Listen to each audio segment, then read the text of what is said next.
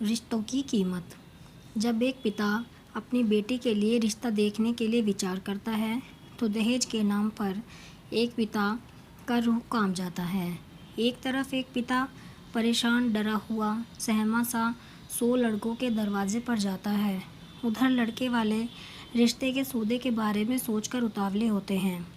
जितने अच्छे घराने होंगे उतना ही दान दहेज के लिए तैयार रहना होता है, और ऊपर से यदि लड़के की कोई अच्छी जॉब है तो उसका चार्ज और ज़्यादा ही होगा।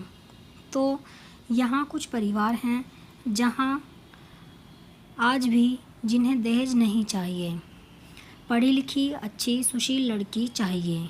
कुछ परिवार ऐसे भी हैं कि उन्हें सब कुछ परफेक्ट चाहिए, लड़की भी अच्छी होनी चाहिए, फैमिली बैकग्राउंड भी अच्छा होना चाहिए, लड़की पढ़ी लिखी भी हो, खूबसूरत भी हो, ऊपर से भरपूर दान दहेज भी मिल जाए तो क्या कहने, तब तो सोने पर सुहागा है। सब एक जैसे तो नहीं होते, लेकिन कुछ लोग तो होते ही हैं इस टाइप के जिन्हें दान दहेज का लालच भरा पड़ा रहता है। सब एक से हो जाएंगे तो ये समाज कैसे चलेगा। एक से बराबर सब नहीं होते हैं। एक लड़की का पिता तो यही चाहता है कि किसी तरह अच्छा लड़का हो, परिवार भी अच्छा हो, जहाँ जाकर मेरी बेटी राज करे, उसकी भी इज्जत हो, उसको अच्छे से ख्याल रखा जाए। इस दहेज रूपी दानव को हम सभी ने ही तो बढ़ाया है। शर्मा जी ने अपनी बेटी अनु की शादी विवेक के साथ तय की, लेकिन समझ नहीं पाए कि यह परिवार ठीक नहीं है। विवेक अभी इलाहाबाद से पीसीएस की तैयारी कर रहा था, लेकिन पढ़ाई का खर्चा अनु के पापा ही दे रहे थे।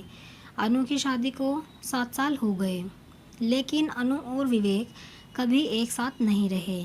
यह बात अनु अपनी माँ को बताती है, और अनु के ससुराल वाले अनु को अधिकतर मायके में ही रखते थे, जिसकी वजह से अनु और विवेक कभी साथ नहीं रह पाए। विवेक को जब पैसा चाहिए होता तो अनु के पास फ़ोन करके बोल देता था कि तुमसे मिलने आ रहा हूँ, और शाम तक आ जाता था। एक रात रहता खाता पीता था। सासू माँ अलग से पैसे जेब में डाल देती थी और ससुर जी अलग से पैसे दे देते थे। ऊपर से बोलते थे, बेटा अगर और ज़रूरत हो तो बताना। शर्मा जी को बस एक लालच था कि आज नहीं तो कल अनु की इज्जत होगी और अनु को विवेक ले जाएगा। अनु तो अपने माँ बाप की इकलौती बेटी थी। सांवले रंग की वजह से और कद छोटा होने के नाते विवेक के घर वालों ने समझौता किया था। सबसे ज़्यादा तो पैसा मायने रखता था। लालच था तो शर्मा जी प्रॉपर्टी से और उनके जमा पूंजी से तो उसका लाभ खूब उठाया। विवेक की जब नौकरी लग गई तो विवेक ने साफ शब्दों में अनु को फ़ोन करके मना कर दिया। यह सुनते ही अनु तो टूट गई। जिस लम्हे का बेसब्री से अनु को इंतज़ार था, आज जब वक्त आया तो उस घर में, उस दिल में अनु के लिए कोई जगह ही नहीं थी। शाम होते ही शर्मा जी आए और अपनी बेटी की हालत देख बहुत दुखी हुए और काफ़ी प्रयास किए तो पता चला कि असलियत क्या थी। अनु के असली दुख का कारण विवेक निकला। शर्मा जी अपने जानने वालों के लिए और नाते रिश्तेदारों के लिए और सुबह सुबह विवेक के घर पहुंच गए, और बातचीत होते होते सारे रिश्ते नाते ख़त्म हो गए। शर्मा जी पूरी तरह टूट गए। अब क्या और कैसे घर जाऊं? मैंने तो अनु को बहुत ढांढस बंधाया है कि मैं सब कुछ ठीक कर दूंगा। अनु तो मुझे अपना जादूगर समझती है। खैर, जो सामान शादी में दिए थे उसमें से केवल बेड, अलमारी, सोफ़ा, फ्रिज और एसी वापस मिला और उसे लेकर आए। शर्मा जी गांव घर की इज्जत बचाने के चक्कर में सारा सामान एक कबाड़ी वाले को बेच आए। अपनी बेटी को बहुत समझाया, वो लोग तुम्हारे लायक नहीं थे। बेटा, जो होता है अच्छे के लिए होता है। हो सकता है तुम्हें और परेशान करते, आज तुम बच गई उन लोगों से। तो मुझे बहुजो लोग अपने बेटे के लिए खुलकर सौदा करते इतने लाख रुपए चाहिए, गाड़ी चाहिए, ये चाहिए, वो चाहिए। जो होता है अच्छे के लिए होता है। अनु की माँ से बात किए और शर्मा जी जान पहचान में ही अनु के लिए एक रिश्ता तय किया।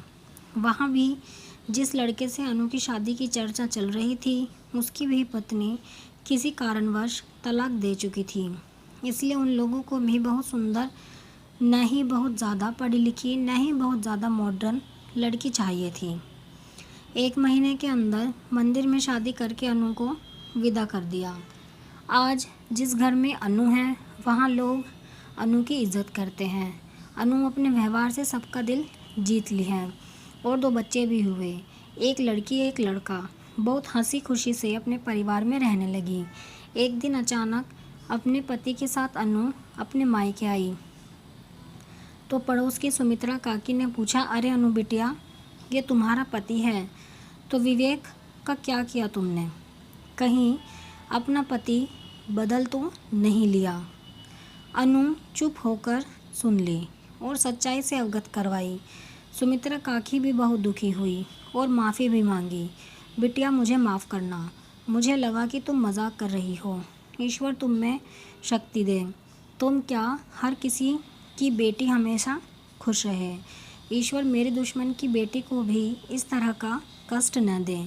इस तरह अनु के जीवन में कष्ट आए और गए। आप कमेंट में ज़रूर बताएं कि आपको ये कहानी कैसी लगी है। अगर आपको कहानी पसंद आई है तो वीडियो को लाइक करें, शेयर करें और चैनल को सब्सक्राइब करें ऐसी ही कहानियों के लिए।